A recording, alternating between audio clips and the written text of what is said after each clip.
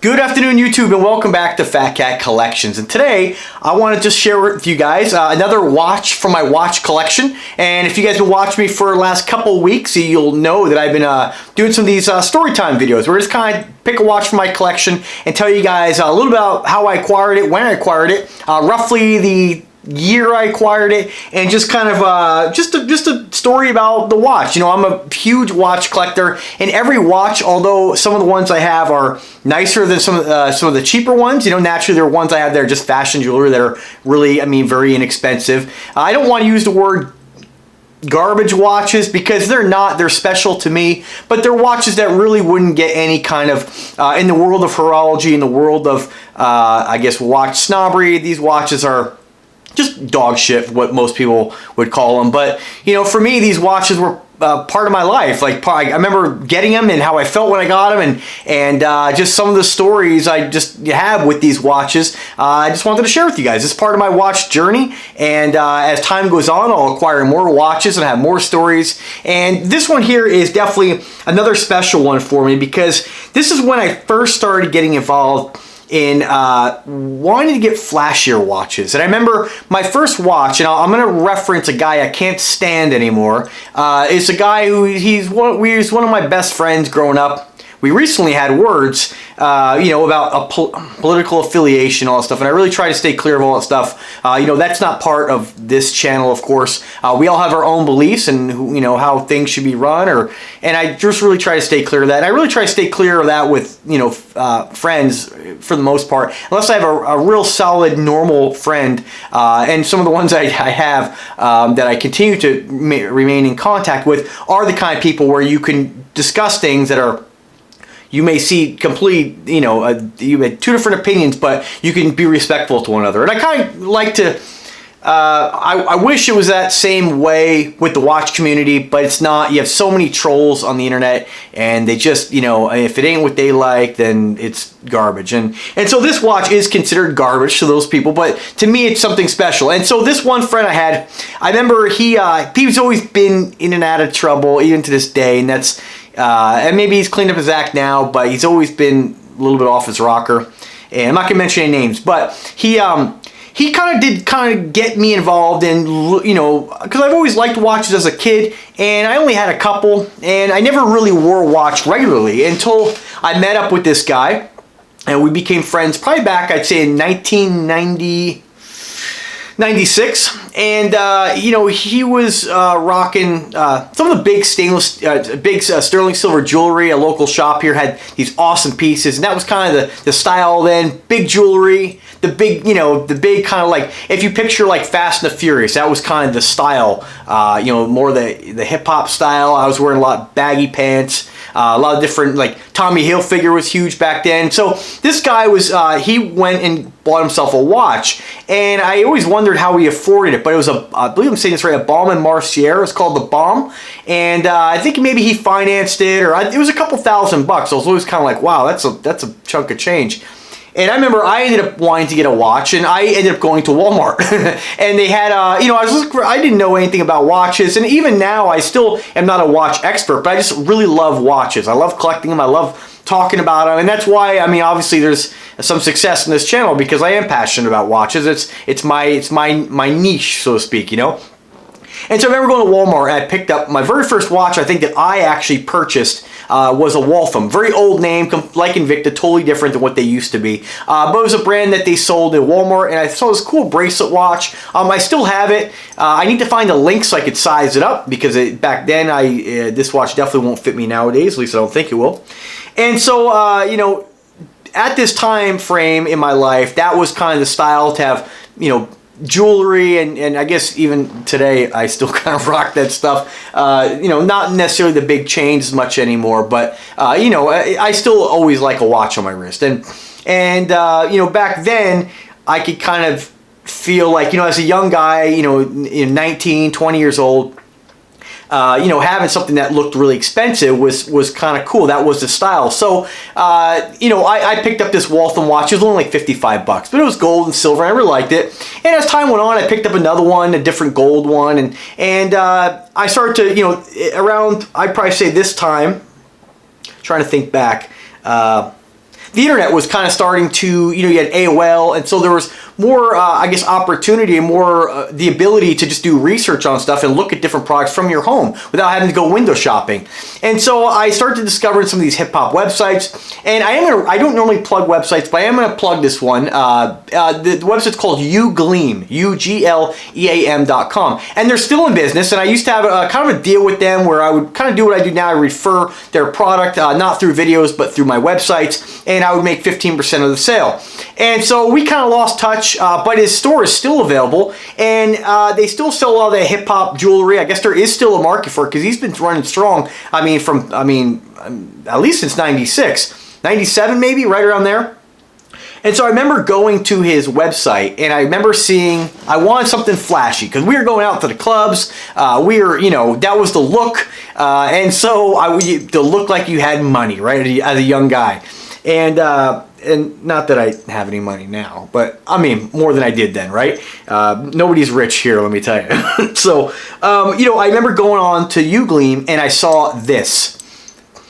And after seeing this, I was like, what is that? I gotta have it. And it was so unique to find something that was all iced out. Now this watch actually, I'm a little off from the time frame here. This watch is from 2001. So I kind of started collecting, getting a few watches in my collection, which brought me up to around the 2000, 2001 time. And that's when I discovered this watch. And I a little off from the dates because I didn't realize this watch actually says 2001. But that's kind of, I wanted to reference the old friend I had because he kind of, I would say, was a little bit of an influence to kind of get me into, hey, maybe I'll buy a watch, you know? And so I saw this watch on Ugleam.com. It came with the bracelet, and I said I had to have it. It was $200 for the combo. Quite a bit of money, but I mean, it's, you know, there's a lot going on with it. This whole thing is full of Swarovski crystals. Now, I don't know if they are real Swarovski crystals. That's what they marketed it under. And Swarovski crystals are basically what they use to make like a lot of china, like wine glasses, champagne glasses, stuff like that. You can go to genuine Swarovski stores where they have like different figurines. I mean, Swarovski crystals are used in a lot. And so it just, I think it was more of a marketing thing. I don't really know if these are genuine Swarovski crystals, but nonetheless, it worked. And I got this gift from my mom and dad as a Christmas gift. And I remember pulling this out of the box. And after rocking this, I mean, this thing, I remember one of my friends was like, man, you hang that thing out the window driving, you know? It was just, it's funny because I totally remember that. And this watch, 2001, as old as this watch is, I wore the hell out of this watch. And you know, it's not stainless steel, it's some sort of, you know, fake white gold plating, if it even is white gold. You know, the plating's actually starting to wear on the inside, the band a little bit. But guys, I mean, the crown doesn't screw down anymore. Some of the stones have fallen out, and I've managed to, out of spare links, replace some of them. That's when I had the watch when it was still pretty new. And I wore the living hell out of this. I mean, I remember wearing this one time with this sales conference, and I rammed into, we had this kind of weird training thing. We were running around the conference room, and it was like a team builder exercise, and I whacked into somebody, and the watch went flying off onto the ground. And guys, I mean, I wore the hell out of this. And it's amazing if you really look at it. I mean, all the different stones in this, there's not that many missing, considering that this would be considered a very cheap fashion jewelry watch. And it's a kind of watch you could still wear, although I wouldn't, because I don't really wear stuff like this anymore, unless it is a genuine gemstone. And this watch is just, you know, it's really beat up. You know, I mean, as far as the bezel, I had to replace one of the stones in there. I pulled out from another link. You have a stone missing on the side and a few stones on the band, but considering how many stones are on this watch, I mean, you're looking at each link has approximately, what is that, 3, 4, 5, 6, 7. So 21 stones per link, and that's, I mean, naturally not including the case, and that's a lot of stones on this watch. And it's pretty amazing that this many are still intact for what this watch is, and this is just considered a very cheap costume jewelry watch. But these were very, very popular, and I always wanted to get another one, but I just never did because I discovered right around 2004, I got involved in the 5 time zone watches. The Jacob watches were coming out, and that's where you just had that big 47mm watch. And this is what the sizes were, but I mean, this is what the traditional watch size is, what you would consider like a 39mm Rolex style watch.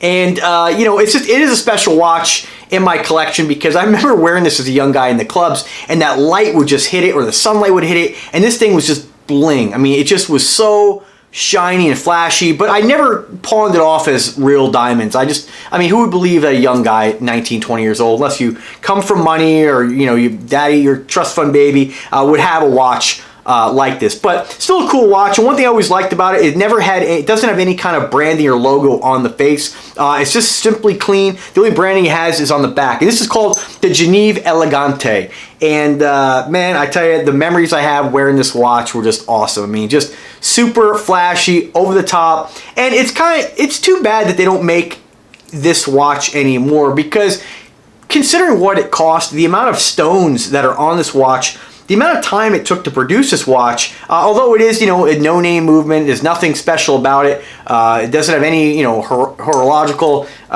significance. It's costume jewelry basically, but it just really is amazing that it's held up this well. And that's what it makes me laugh when guys are like, "Oh man, your INVICTA is not going to last. Your plating's going to fall off in 60 days and a year." Not even close, guys. I mean, INVICTAs have a great plating system. All genuine 316L stainless steel, unless it's plated, and most of the time they don't plate the inside. I mean, guys, if a watch like this can last this long and not even be stainless steel, start to have some signs of wear on the inside of the band, and you can see right there. I mean, this is an old-ass cheap watch, and it's still holding its, you know, its integrity for the most part. I mean, it still works, you know, and it's still wearable. And you know, it's just an interesting watch. I just looking online, one guy is actually selling a his or hers watch through Poshmark. I don't know if it is available, but it says that it is. So kind of interesting. I looked on eBay and Amazon, they weren't there. So you might find some of these laying around, but I gotta tell you, I mean, for what it is, it just really is amazing it's held up this long. I mean, you see some of those, like, you can still buy like iced out hip hop watches on eBay and stuff like that. And let me tell you, I mean, I've had some of those watches, you know, they're like 15, 20 bucks. I've had some of those and they do not hold up. They are just really crappy watches. And I know that $200 for this is a lot of money considering what it is. But you know, in its day, that's what, you know, there wasn't so many options like INVICTA and Aragon, all these different amazing watch brands. You were very limited. And as a young guy, you know, I mean, $200 is still a lot of money even as an older guy. And but still, I mean, it's just a very unique watch. Definitely something that I would never get rid of. It's just I remember wearing this as a young dude and just thinking I was the man wearing this thing. So pretty cool watch. Sorry guys, well there it is, Geneve Elegante from 2001. Some of you, if you've been into the watch collecting game for a while, might remember this watch. If you do, if you have any stories, let me know. Let me know what you guys think. Pretty amazing though that this watch is held up this well considering what it is, you know. So alright guys, thank you very much for watching the video. If you like the content, subscribe to the channel. We'll be having a lot more watch stories. I'm going to get through the entire collection basically, which will take quite some time, and I'm sure there'll be more watches added to it. But some of the stories are kind of cool with the older watches, because although they're not a watch that I really wear anymore, and they're not watches that you may say, oh, I want to get that for my collection, I still appreciate you guys taking time to listen to my story and just talk about, you know, where I was and kind of my mentality at that time, and where I was, you know, in my life as a young guy driving my lowrider truck, hanging this bad boy out the window with the sun gleaming on it. You know, you guys have to kind of picture it. So, all right, guys, thanks a lot for watching. Subscribe to the channel, click the bell to be notified anytime I upload a new video. And as always, guys, have a wonderful day. Take care.